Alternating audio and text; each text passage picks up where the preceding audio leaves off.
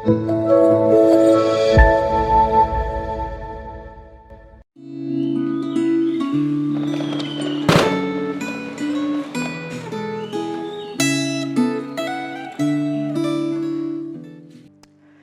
Bapak Ibu yang terkasih di dalam Tuhan, mari kita bersama-sama bersatu di dalam doa. Bapa di dalam kerajaan surga, kami bersama-sama memohon kepada Engkau, kiranya Tuhan memberikan kami hikmat untuk boleh memahami kebenaran firman Tuhan, kami boleh betul-betul memahami dan juga mendapatkan apa yang menjadi ketetapan-Mu. Kami rindu bahwa firman Tuhan boleh menuntun dan mengarahkan kehidupan kami, bahkan kami boleh menjadi pelaku kebenaran firman Tuhan yang mewarnai kehidupan di dalam dunia ini. Kami menyerahkan sepenuhnya ke dalam tangan Tuhan untuk waktu ini. Terpujian nama-Mu, demi nama Tuhan Yesus kami bersama-sama berdoa. Amin. Bapak Ibu Saudara sekalian, hari ini kita akan bersama-sama membahas tentang pembaharuan dari Allah yang terambil dari 2 Tawarik pasal 34. Kita akan membaca ayat yang pertama hingga ayat yang ketiga, kemudian ayat yang ketujuh. Demikianlah firman Tuhan. Yosia berumur 8 tahun pada waktu ia menjadi raja dan 31 tahun lamanya ia memerintah di Yerusalem. Ia melakukan apa yang benar di mata Tuhan dan hidup seperti Daud bapa leluhurnya dan tidak menyimpang ke kanan atau ke kiri. Pada tahun ke-8 dari pemerintahannya, ketika ia masih muda belia, ia mulai mencari Allah Daud bapa leluhurnya.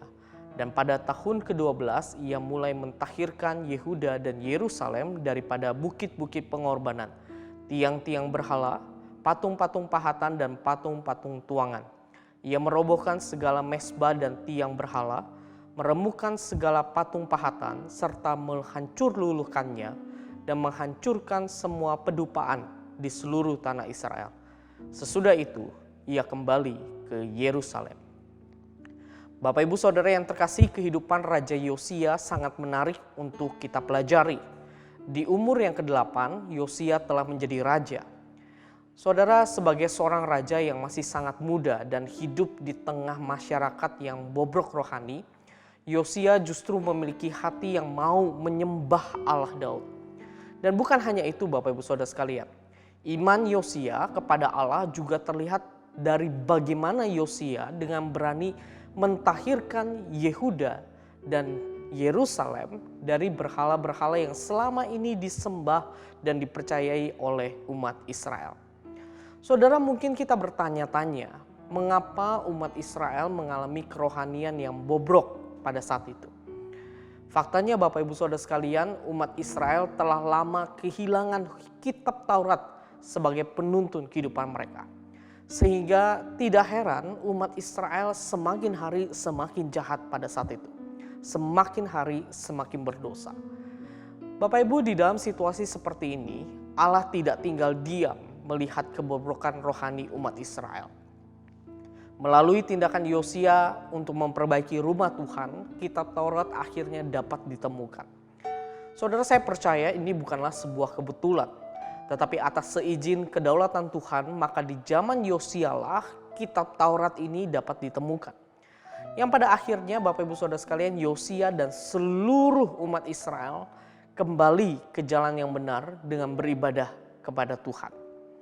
Saudara, apa yang bisa kita pelajari dari kisah ini?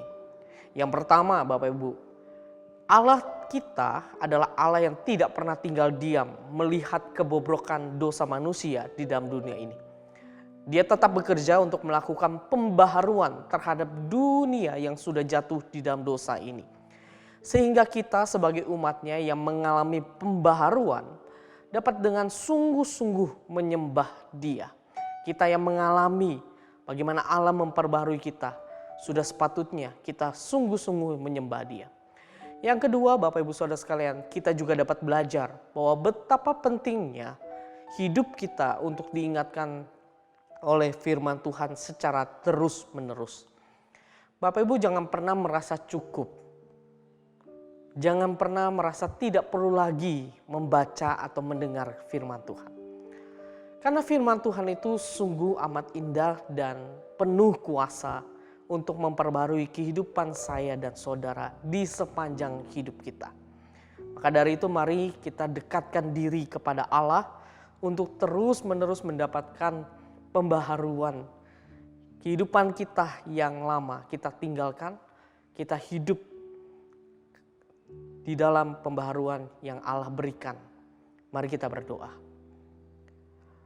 Bapa di dalam kerajaan surga, terima kasih untuk kebenaran firman Tuhan yang boleh kami baca, boleh kami renungkan, dan kami juga melihat bagaimana Engkau adalah Allah yang tidak pernah diam melihat situasi kondisi yang mana dunia ini semakin berdosa, semakin jahat. Engkau menginginkan adanya pembaharuan yang dialami oleh umat manusia yang berdosa. Dan kami ya Tuhan sebagai umat Tuhan memohon kepadamu kiranya Tuhan terus memperbarui kehidupan kami melalui kebenaran firman Tuhan, sehingga hati kami yang telah diperbaharui ini boleh terus-menerus memuji, memuliakan Tuhan, beribadah dan menyembah Tuhan. Terima kasih untuk kebenaran firman Tuhan yang sudah Engkau nyatakan bagi kami. Tuntun kami dan terus ingatkan kami betapa pentingnya kebenaran firman Tuhan di dalam kehidupan kami. Terpuja namamu, demi nama Tuhan Yesus kami bersama-sama berdoa. Amin.